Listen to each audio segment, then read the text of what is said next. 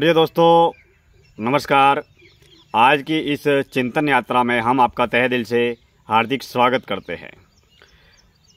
चिंतन यात्रा में हम विविध विषयों को लेकर आपसे रूबरू होते हैं, आपसे मुलाकात करते हैं, आपसे बातचीत करते हैं। आज बातचीत करने का विषय है वो है क्रोध। क्रोध का जन्म क्यों होता है? क्रोध के जन्म होने पर क्या होता है? और क्रोध रूपी विचार जब क्रिया में बदलता है तब क्या होता है? और क्रिया में बदलने के बाद में क्रोध की जो प्रतिक्रिया होती है उसके क्या परिणाम होते हैं? वैसे देखा जाए तो हमारे जीवन में काम, क्रोध, लोभ, मोह और अहंकार ये पंच विकार है। और पंच विकारों के जन्म लेने की जो प्रक्रिया है वो स्वाभाविक रूप से है। जिस तरीके से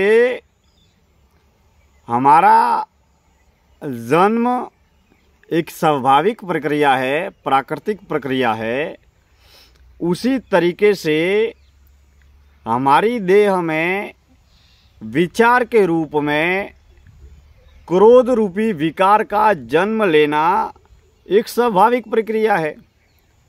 यानी कि हम जो चाहते हैं, जैसे चाहते हैं, जिस तरीके से चाहते हैं, हम काम को जिस तरीके से करना चाहते हैं या करवाना चाहते हैं, हमारी इच्छा के अनुरूप कोई विचार न हो, कोई समझ न हो, कोई सोच न हो, कोई कार्य न हो, तो हमारे अंदर एक स्वाभाविक रूप से मानसिक विकार का जन्म होता है। उसे हम क्रोध कहते हैं, उसे हम गुस्सा कहते हैं।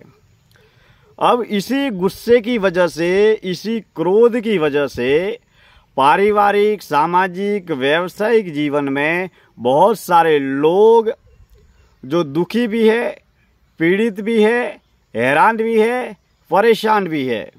एक क्रोधित व्यक्ति न केवल सामने वाले व्यक्ति का नुकसान करता है, लेकिन सामने वाले व्यक्ति से ज़्यादा वो अपने जीवन का, अपनी शांति का, अपनी सुख समृद्धि का नुकसान और हानि सबसे ज़्यादा करता है। क्योंकि उस व्यक्ति का किसी अन्य व्यक्ति या पदार्थों पर नियंत्रण है या नहीं, ये बाद की बात है। लेकिन सबसे पहली प्रमुख और प्राथमिक बात ये है कि हमें हमारे क्रोध पर नियंत्रण नहीं है, हमें हमारे आवेश पर नियंत्रण नहीं है, हमें हमारे विचारों पर नियंत्रण नहीं है। और आजकल घर परिवार के बिखरने का, समाज के टूटने का, संस्थाओं के समाज और संस्थाओं दोनों के बिखरने का, टूटने का, अलगाववाद का मुख्य कारण है वो है सहन शक्ति ना होना, सहजता ना होना, विनम्रता ना होना, सरलता न होना और समझौता करने का एक भाव न होना। इसी वजह से आजकल जितने भी घर परिवार है, समाज है, संस्था है, वो टूटती जा रही है, बिखरती जा रही है। अब मान लीजिए कोई व्यक्ति जिसे हमने कोई भी कार्य करने के लिए कहा कि हम जो कह रहे हैं वो हमारी बात मानना चाहिए, और वो अगर हमारी बात नहीं मान रहा है, हम जैसा चाह रहे हैं वैसा अगर नहीं हो रहा है, तो हमारे मन में, हमारे बुद्धि में, हमारे दिल में, हमारे दिमाग में स्वाभाविक रूप से क्रोध रूपी विकार का जन्म होता है। विचार में विकार का प्रतिपल समावेश है। कभी हम दयावान होते हैं, कभी करुणावान होते हैं, कभी क्रोध में होते हैं, कभी लोभी लालची स्वार्थी होते हैं, कभी सेवा दया करुणा के भाव से हम सरोबार होते हैं। तो मन वो का वो है, विचार वो के वो है, लेकिन उन विचारों में अलग अलग विकारों का समावेश होता है और जिस विकार का समावेश होता है उसी के अनुरूप हम क्रिया करते हैं, प्रतिक्रिया करते हैं। हमारा नियंत्रण अगर हमारे ऊपर नहीं है तो फिर हम अन्य लोगों के प्रति, अन्य वस्तुओं के प्रति, अन्य व्यक्तियों के प्रति और अन्य लोगों की बातों के ऊपर क्या नियंत्रण रखेंगे। अगर कोई व्यक्ति हम जैसा चाह रहे हैं वैसा न करके कोई दूसरा या उसकी इच्छा के अनुरूप कर्म करे तो हमारे अंदर स्वाभाविक रूप से क्रोध का जन्म होता है और इसी क्रोध की वजह से कई लोग गाली गलौज बोलते हैं। अब वो गाली गलौज बोलने वाला सामने वाला व्यक्ति वो अपनी जुबान से बोल रहा है, अपनी सोच से बोल रहा है, अपने विचारों से बोल रहे हैं और वो खुद गाली बोल रहा है। और क्रोध का जन्म किसके अंदर हो रहा है? हमारे अंदर हो रहा है। यानी कि कार्य वो व्यक्ति कर रहा है, क्रिया प्रतिक्रिया वो व्यक्ति कर रहा है, सामने वाले व्यक्ति कर रहा है और गुस्सा करके, क्रोध करके, लड़ाई झगड़ा करके, गाली के बदले का जवाब गाली में देकर या राग द्वेष ईर्ष्या जलन नफरत या अहंकार कुंठा तनाव अवसाद इत्यादि को जन्म देकर हम अपना स्वयं का नुकसान कर रहे होते हैं। रही बात क्रोध से जो प्रत्यक्ष नुकसान होते हैं वो तो सबको मालूम है कि मान लीजिए घर परिवार में किसी बच्चे ने पढ़ाई नहीं की तो उसके पिताजी ने या उसके माँ ने उसकी पिटाई की, तो यह क्रोध का एक प्रत्यक्ष परिणाम है। लेकिन उसी क्रोध की वजह से जो बच्चे की पिटाई की है तो उस बच्चे की मनोस्थिति पर क्या प्रभाव पड़ेगा, यह एक सूक्ष्म दृष्टिकोण है।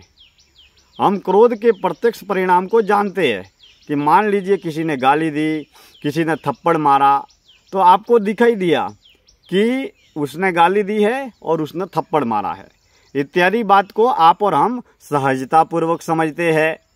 लेकिन उस गाली देने का या थप्पड़ देने का अप्रत्यक्ष रूप से हमारे मन पर कितना प्रभाव पड़ता है इसे हम नहीं समझ पाते हैं। यही वजह है कि वर्तमान में परिवार बिखरते जा रहे हैं, लोग टूटते जा रहे हैं, लोग सबके साथ होकर भी, सबके साथ रहकर भी वो सबके साथ न तो है और सबके साथ न रहते हैं।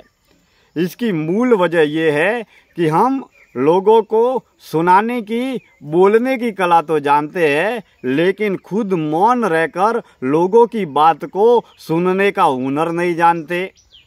हम हर व्यक्ति की हर बात को सुनने का अभ्यास करें, भले ही वो तारीफ करे, सराहना करे, बुराई करे, गाली देवे या किसी भी तरीके की बुरी से बुरी क्रिया या प्रतिक्रिया करे, उसे सुनने की, उसको समझने की हुनर, योग्यता और इतनी शालीनता, विनम्रता और सहन शक्ति आपके अंदर होनी चाहिए।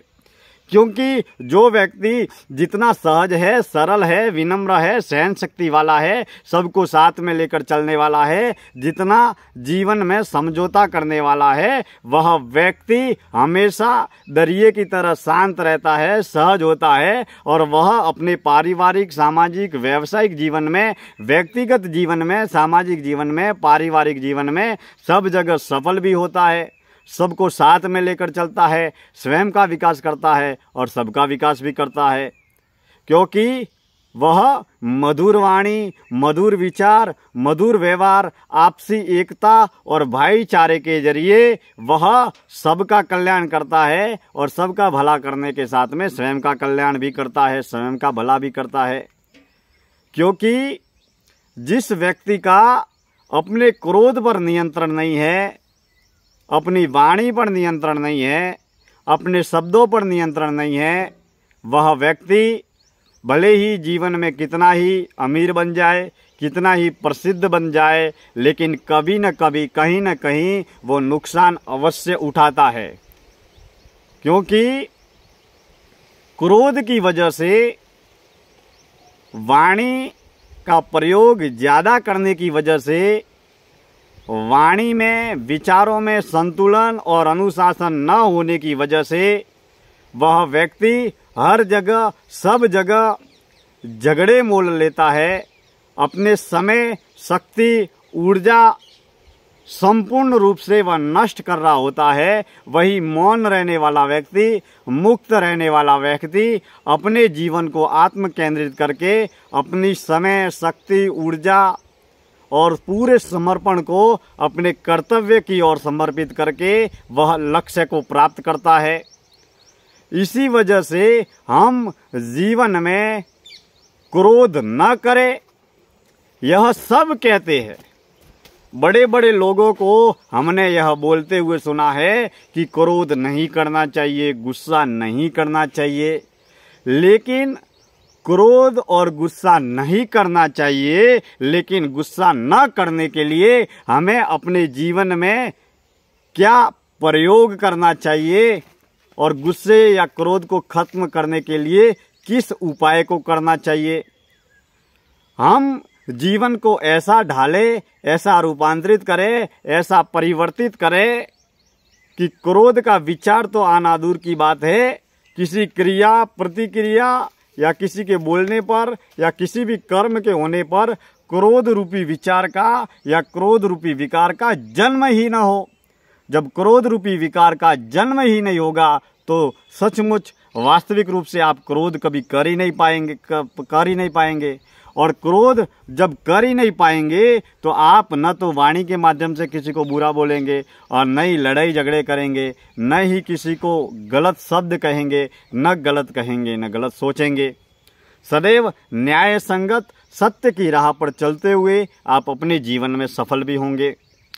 हम अगली चिंतन यात्रा में इस बात पर चर्चा और चिंतन करेंगे कि क्रोध रूपी विकार को खत्म करने के लिए, क्रोध या गुस्से को कम करने के लिए या पूर्ण रूप से खत्म करने के लिए हमें क्या प्रयास करना चाहिए, क्या अभ्यास करना चाहिए। और क्रोध को खत्म करने के लिए अगर हम इस तरीके से जीवन जीने का नियमित निरंतर अभ्यास करेंगे तो शायद हम क्रोध से मुक्त भी होंगे और क्रोध से दूर भी होंगे और हमारी वाणी से, हमारे विचार से, हमारे व्यवहार से हमारा जीवन गुलाब की तरह महकने लगेगा और हम मधुर वाणी, मधुर विचार, मधुर व्यवहार और ईमानदार व्यवहार के जरिए हम अपने जीवन में सफल भी होंगे, सुखी भी होंगे और संपन्न भी होंगे। मैं दिनेश्वर माली आप सभी का तहे दिल से हार्दिक आभार व्यक्त करता हूं। आप हमारी इस चिंतन यात्रा से जुड़े रहे और समय समय पर हम विविध विषयों को लेकर YouTube के जरिए बातचीत, चिंतन और चर्चा करते रहेंगे। बहुत बहुत धन्यवाद।